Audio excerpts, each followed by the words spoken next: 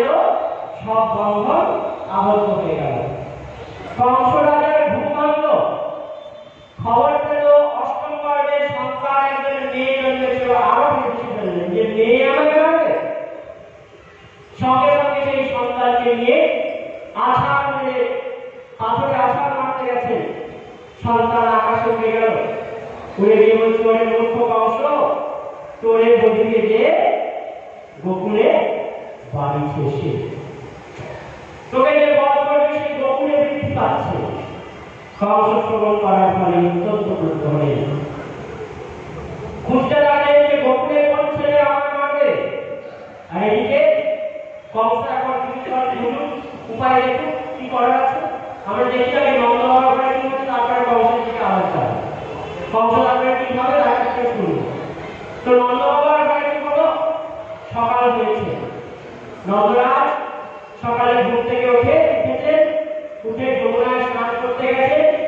এদিকে নন্দ আর যশোদার বয়স প্রায় 80 পেরিয়ে গেছে, কোনো সন্তান নেই। নন্দ যশোদার বয়স 80 পেরিয়ে গেছে, চুল পেকে গেছে, কোনো সন্তান নেই। তাই তাদের মন অত্যন্ত দুঃখী ছিল। যখনই যশোদার গর্ভ এসেছে, খুব আনন্দিত হয়ে নিজের দুই বোন নন্দা সুনন্দাকে বলেছে বৌদির কাছে থাকবি তোরা, বৌদি রক্ষণাবেক্ষণ করবি। যদি নন্দা সুনন্দা দেখতে পাই বৌদিকে সকালবেলা উঠে পড়ে আজকে আর উঠছে না কেন, দেখে আসি ঘরে গিয়ে কি হলো। ঘরে এসে দেখছে পাশে একটা ছোট্ট ফুটফুটে সন্তান শুয়ে আছে। দেখে আনন্দে নন্দা সুনন্দার মন নেচে পড়লো। সবাই জানাবার ইচ্ছে বেরিয়ে আসছে, দেখে নিয়ে ছেলে মেয়ে তারপর নাচবো। দেখলে ছেলে হয়েছে, ব্যাস আনন্দের আর সেখানে সামনে যা করেছিল তা নিয়ে বাজাতে বাজাতে তবে প্রথম খবরটা আমি দাদাকে দেবো। তাই দাদার কাছে শুনলেন যমুনায় স্নান করছিলেন। দাদা দাদা কি দেবে বলো, কি দেবে? কেন কি হয়েছে? বলে যে খবর দেবো তার আনন্দে আমাকে সবকিছু দিতে পারবে, কিন্তু তুমি বলে দাও আগে তোমার মন কত দেখে তুমি কি দেবে বলো। বলে আমার সব কিছু তোকে দেবো, তুমি বল কি হয়েছে। বলে দাদা শুনলেই তুমি যমুনার চান ছেড়ে করবে। কি হয়েছে? না দাদা তোমার ছেলে হয়েছে। নন্দকে আনন্দ ভয়, নন্দের ঘরে আনন্দ জন্মেছে। নন্দ আপনার উৎপন্নে যাতা লাভ মহামন। যখনই শ্রবণ করেছেন নন্দ মহারাজ, সঙ্গে সঙ্গে সব সাদা চুল ছিল, চুলগুলো কালো হয়ে গেল। চুল কালো হয়ে গেল আনন্দে। এবার নন্দ মহারাজ যমুনা স্নান ছেড়ে উঠে এসে একদম মহোৎসবের আয়োজন করলেন, সবাই নিমন্ত্রণ করলেন, সবাই রানীকে আনন্দ করছে। সবাই যে যত পাত্র আনছে সবাইকে মণিমাণিক্য ভরে ভরে দিচ্ছে। নন্দ বলছে আজকে আমার দ্বার খুলে দিলাম, যার যত কিছু নেওয়ার আছে নিয়ে যাও। কেন? আজকে আমার ঘরে আনন্দ এসেছে। নন্দকে আনন্দ ভয়ো নন্দকে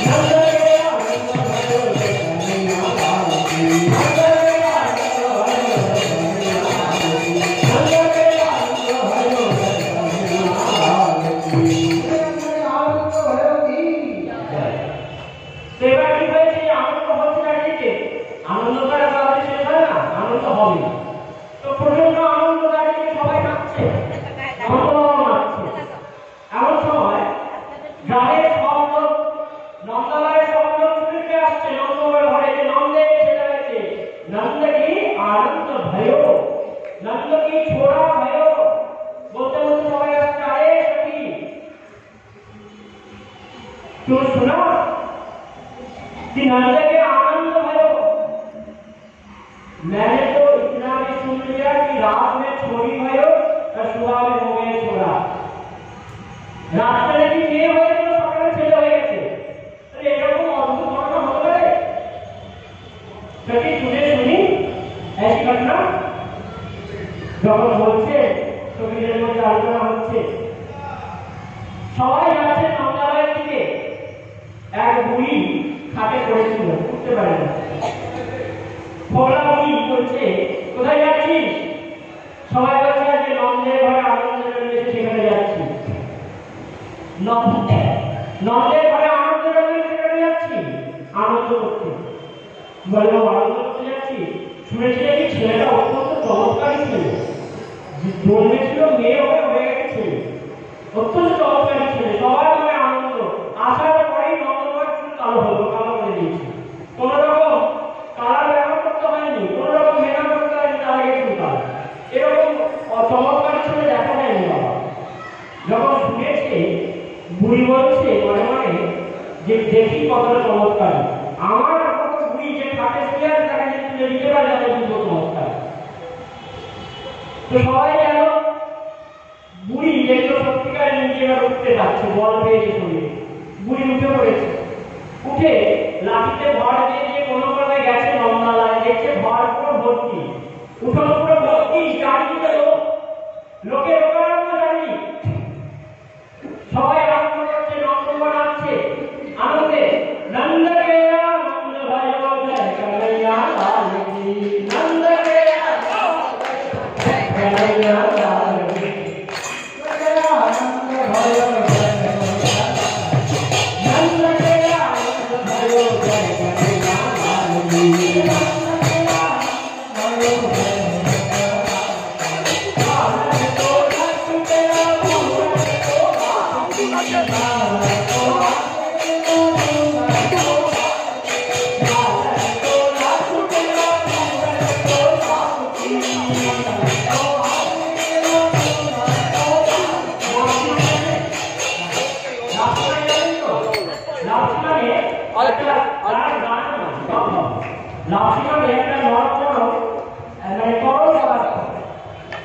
যারা কম বয়সী তাদের জন্য লাড্ডু মেলা, মানে চিবিয়ে খেতে পারবে।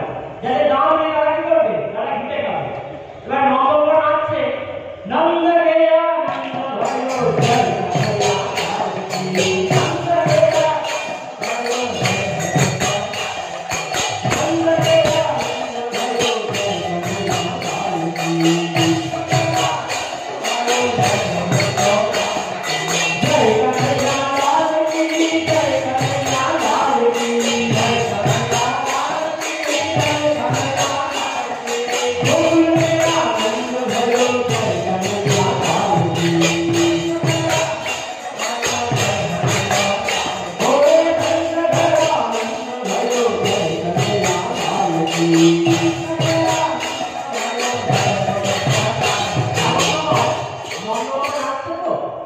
বাকি ছেলেরা ভেবেছে যে নন্দঘর নাচছে। জন্মদিনের সময় আমরা কি করি? কেক নিয়ে মুখে মাখিয়ে দিই, তাই তো? আমরা এখন যেটা করি, ছেলেরা ভেবে করেছে কেক নিয়ে এখনকার ছেলেরা মুখে মাখিয়ে দেয়, তাতে আরো ভালো লাগে বাচ্চার বাড়িতে। তাই বাবা এখন নাচ দেওয়ার এরকম হয়ে গেছে। তাই কি করেছে, ওই মাখন ছিল, ননি ছিল, সেই ননি মাখন নিয়ে বলে বাবার মুখে যদি ছুঁড়ে মারি তাহলে বাবাকে দেখতে আরো ভালো লাগে। এবার বুড়ি থেকে আসছে, যে বুড়ি কথা সবাই একটু মন দিয়ে শুনতে চায়, আনন্দ পায়। বুড়ি এবার থেকে আসছে, ঘরে ঢুকতে পারেনি, বাইরে দাঁড়িয়ে আছে, কেননা ভিড় আছে, ঢুকতে পারছে না। মনে মনে ভাবছে চমৎকারী ছেলে তবেই যদি আমাকে কিছু খাওয়াতে পারে, অনেকদিন কিছু খাওয়া হয়নি।